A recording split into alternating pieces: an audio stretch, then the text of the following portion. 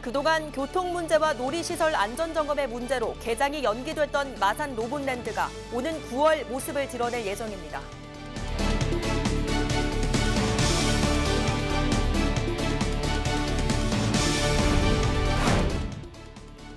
통영의 관광객이 1년 만에 100만 명 넘게 감소했습니다. 시민과 상인들이 고통을 호소하는 가운데 원인과 대책은 무엇인지 현장 취재했습니다.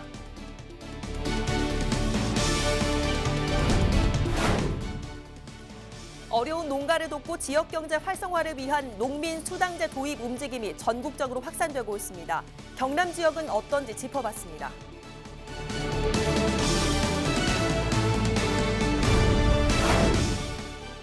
부산진해 경제 자유구역의 두동 택지지구 조성 공사가 약 3년 5개월 만에 마무리돼 2일 준공식이 열렸습니다.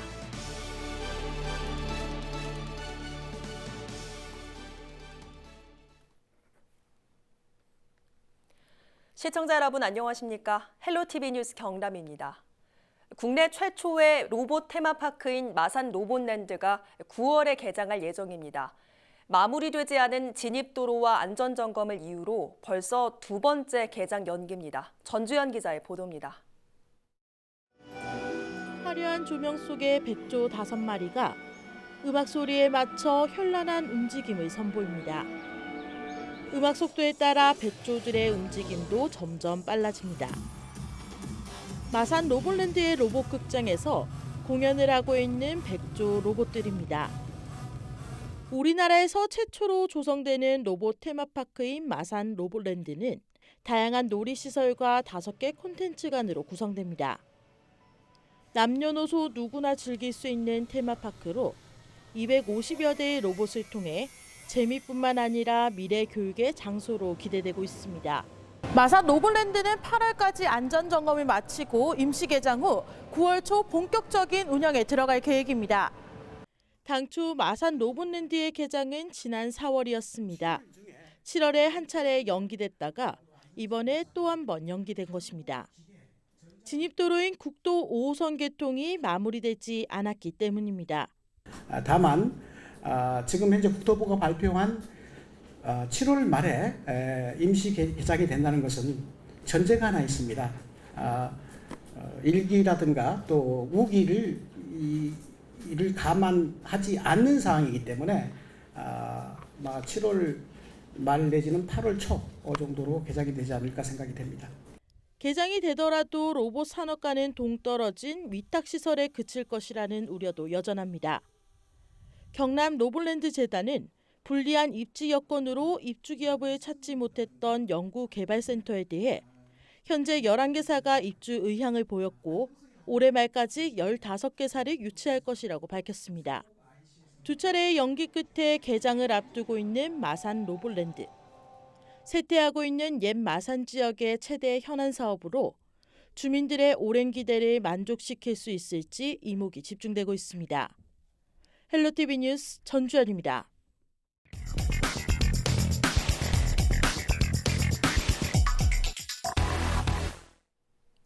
한국의 나폴리로 불리는 관광 1번지 통영의 관광객이 1년 사이 100만 명이 넘게 줄었습니다. 다른 지자체라면 관광 산업의 뿌리가 흔들릴 만한 수치인데요. 그나마 통영이라서 버티곤 있지만 위기감은 더 커지고 있습니다. 평일 주말할 것 없이 사람들로 붐비던 유명 관광지는 비어가고 있고 관광객 감소를 견디지 못한 일부 상인들은 문을 닫고 있습니다. 흔들리는 통영 관광업의 현 상황과 다시 살릴 수 있는 대안은 없는지 현장 점검 360도에서 표영민 기자가 심층 취재했습니다.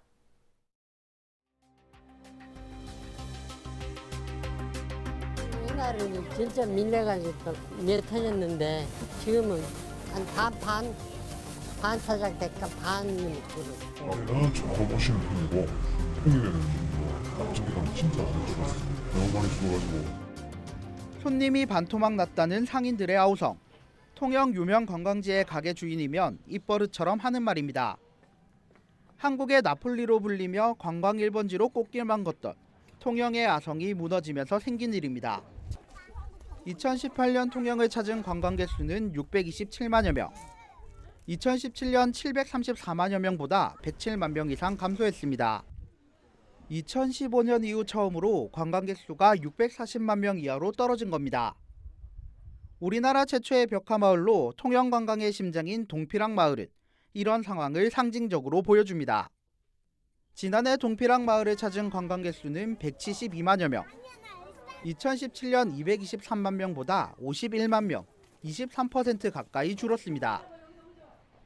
관광객이 큰 폭으로 줄면서 가장 보기 좋다는 곳에 있던 마을 기업은 경영난을 견디지 못해 결국 문을 닫았습니다. 관광지 손님을 보고 가게를 연 상인들도 답답한 상황은 마찬가지입니다. 4년 전부터 동피랑에 정착해 우드 포토를 판매하며 카페를 운영 중인 이강식 씨도 작년부터 매출이 눈에 띄게 뚝 떨어졌다고 하소연합니다.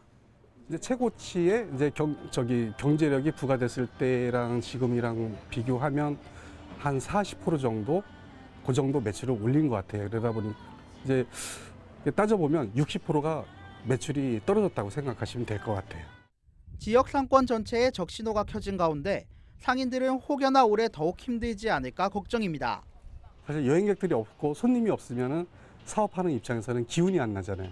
그러다 보니까 이제 손님이 없을 때가 이제 제일 또 외롭고 쓸쓸하다고 볼 수 있죠. 그게 제일 힘듭니다.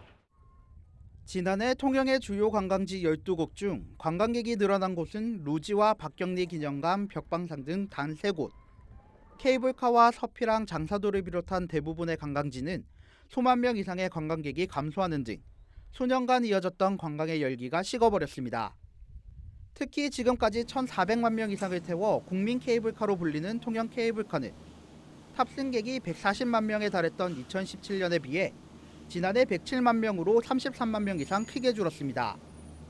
그렇다면 이렇게 통영 관광산업이 내리막으로 향하는 이유는 뭘까? 국내 최고의 케이블카로 불리는 한류수도 조망 케이블카입니다. 여전히 많은 사람들이 찾는 통영 대표 관광지지만 속내를 들여다보면 탑승객 감소와 새로운 콘텐츠 개발 등 풀어야 할 과제들도 적지 않습니다. 우후죽순 생겨난 비슷한 관광 상품과 여행 패턴의 변화가 첫 번째 이유입니다.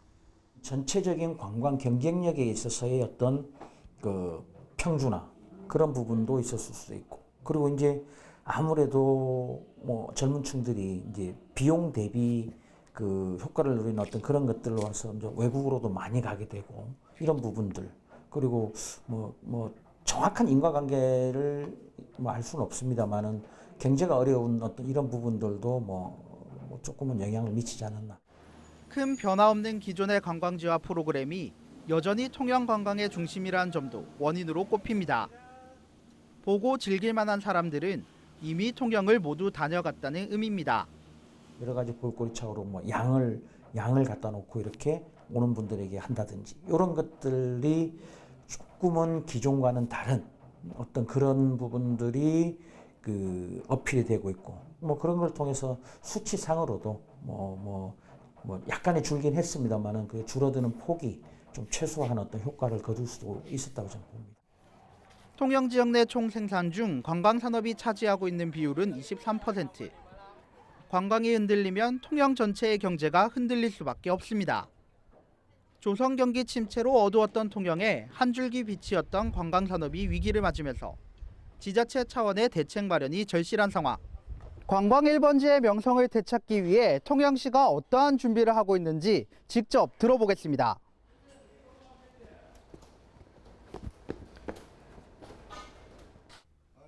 통영을 이끌고 있는 강석주 시장은 경쟁력이 약화된 레저 시설을 보완하면서 통영을 하나의 테마파크로 만들겠다는 계획입니다.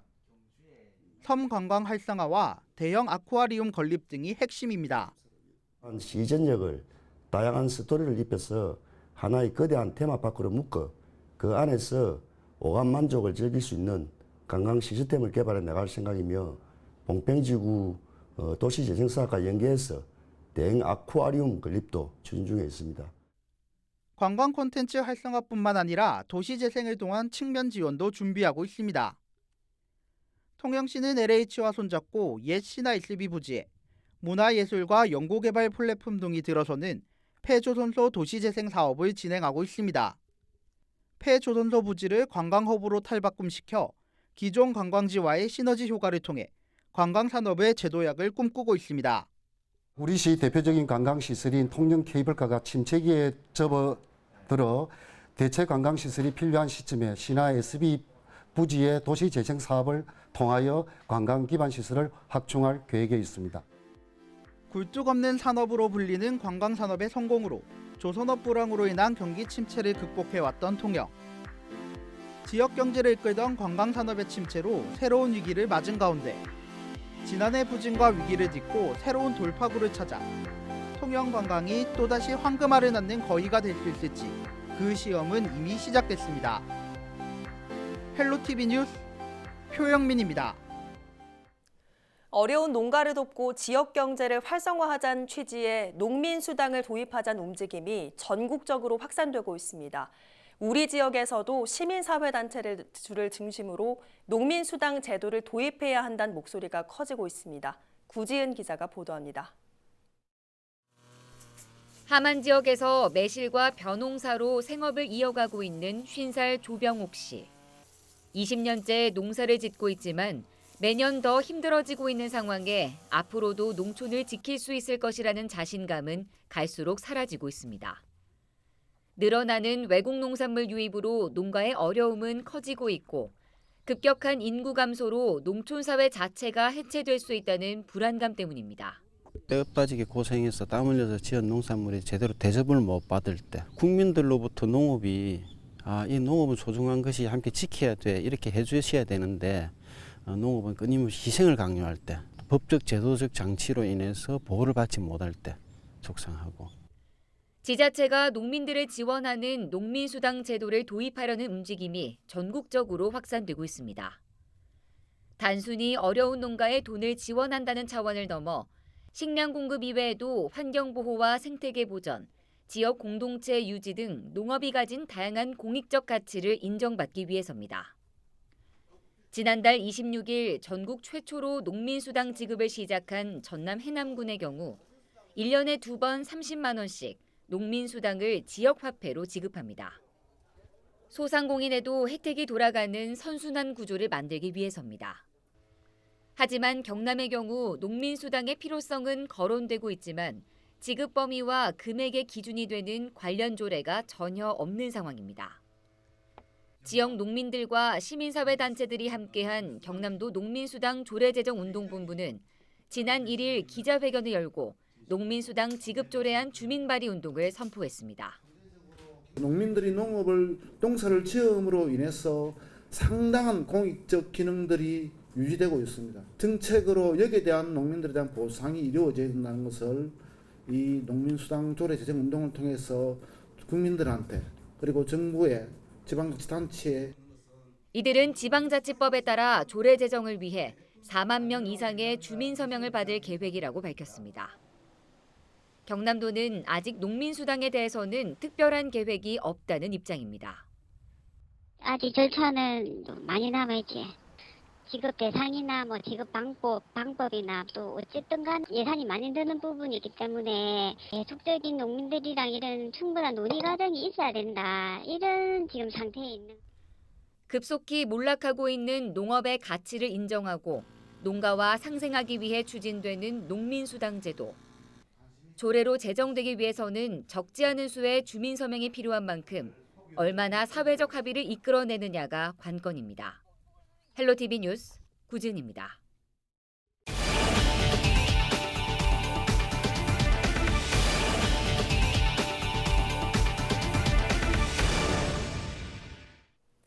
(3일부터) 학교 비정규직 노동자들이 총파업을 예고하면서 경남에서도 학교 급식과 돌봄 교실 등의 차질이 우려되고 있습니다. 경남도 교육청은 조리 실무사와 돌봄 전담사 등 경남 학교 비정규직 노동자는 모두 11,000여 명이며 이 중 총파업을 예고한 연대회의에 소속된 인원은 약 7,700명이라고 밝혔습니다. 도교육청은 급식의 경우 빵과 우유로 대체하고 내부 인력으로 돌봄 교실을 운영하는 등 교육 활동에 공백이 생기지 않도록 지원한다는 계획입니다. 마창진 환경운동연합과 경남민주언론 시민연합 노창섭 시의원이 창원 SM타운 사업의 잘못을 바로 잡아야 한다고 주장했습니다. 이들은 SM타운 사업은 특혜로 점철된 사업임이 드러났다며 전임 시장 때 진행된 행정행위지만 절차를 무시한 사업이 반복되지 않도록 해야 한다고 설명했습니다. 이에 따라 민간 투자자의 과도한 개발 이익에 대한 사회 환원과 민간 사업자에게 유리한 사업 협약 변경과 함께 적극적인 검찰 수사를 요구했습니다. 부산 진해 경제 자유구역의 두동 택지지구 조성 공사가 약 3년 5개월 만에 마무리됐습니다. 진해 두동지구는 168만 제곱미터 부지에 주택과 상업, 산업시설이 들어서는 개발지역으로 부영그룹이 시공을 맡아왔습니다. 부산 진해 경제자유구역청은 2일 부영그룹과 김경수 경남도지사, 주민 등 500여 명이 참석한 가운데 진해 두동 택지지구 준공식을 가졌습니다. 하승철 청장은 이날 준공식에서 진해 두동지구가 부산 제2신항의 배후 도시로 물류단지의 발전을 이끌 것이라고 말했습니다. 우리 지역 인사 동정입니다. 김경수 경남도지사는 3일 오후 3시 대회의실에서 혁신성장 이어달리기 행사를 갖습니다. 박종훈 경남도 교육감은 오전 9시 본청에서 경남도 교육청 미래교육국 부서장 회의를 갖습니다. 허성무 창원시장은 오전 10시 반 마산 보건소 치매 안심센터 개소식에 참석합니다.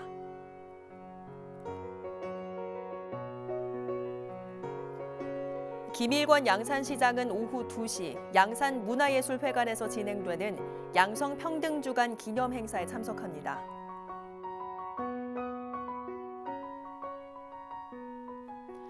강석주 통영시장은 오전 11시 일청사 회의실에서 민선 7기 취임 1주년 기자 간담회를 갖습니다.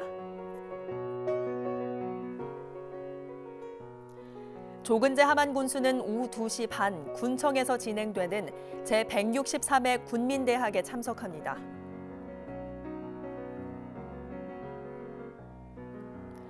이선도 의령군수는 오후 1시 반 군민회관에서 진행되는 양성평등주간 기념행사에 참석합니다.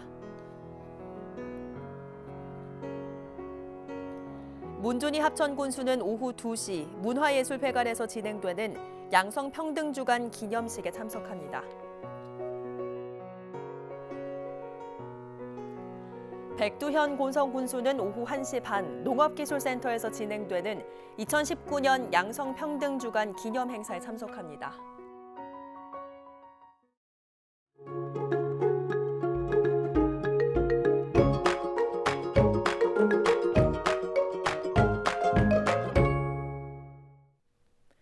이어서 날씨입니다.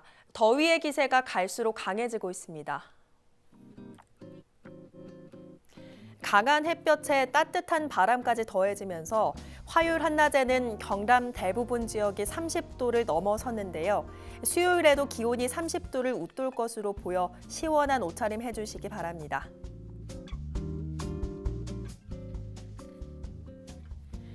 장마전선은 제주 남쪽 먼 해상에 위치하면서 당분간 장맛비는 소강 상태에 들겠고요.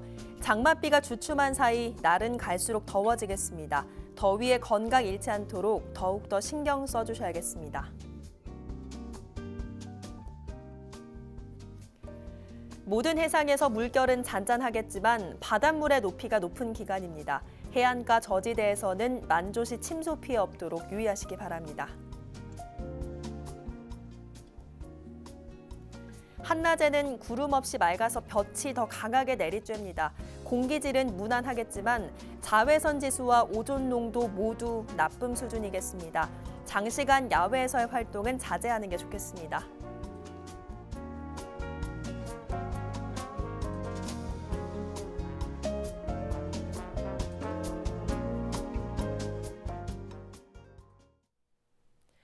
오늘 뉴스는 유튜브 채널 CJ 헬로 경남 방송에서 다시 보실 수 있습니다. 이상으로 뉴스를 마칩니다. 저희는 늘 지영민 곁에 있겠습니다. 고맙습니다.